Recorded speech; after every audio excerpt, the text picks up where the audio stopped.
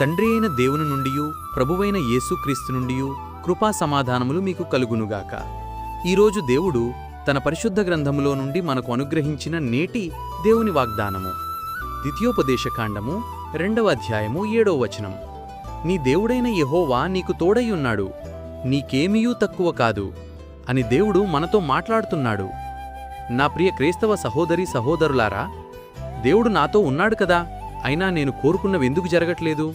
నేను దేవుణ్ణి ఎప్పటినుంచో అడుగుతున్నా, అయినా ఇది ఎందుకు దేవుడివ్వట్లేదు అని మనిషి దేవుణ్ణి ఎన్నో కోరికలు కోరుతుంటాడు, క్రమం తప్పక కోరుతుంటాడు. అయినా మనిషి అవి దేవుని నుండి ఇవ్వబడకపోవడం గ్రహించి నిరాశ చెందుతూ ఉంటాడు.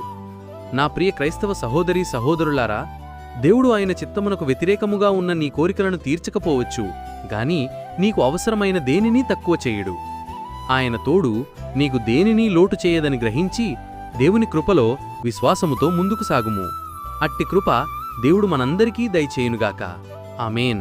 ప్రార్థన. మమ్ములను మిక్కిలిగా ప్రేమించే మా ప్రియ పరలోకపు పరమతండ్రి, నీ ఘనమైన నామానికి వేలాది స్తోత్రములు చెల్లిస్తున్నాను.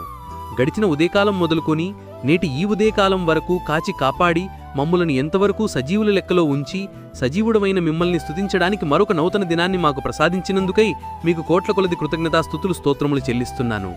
ఈరోజు మేము చేయబోతున్న పనులన్నిటిలోనూ రాకపోకల్లోనూ మాకు తోడునీడగా ఉండమని, ఎటువంటి ప్రమాదములు అపాయములు జరగకుండా నీ కృపలో భద్రపరచమని ప్రార్థిస్తున్నాను.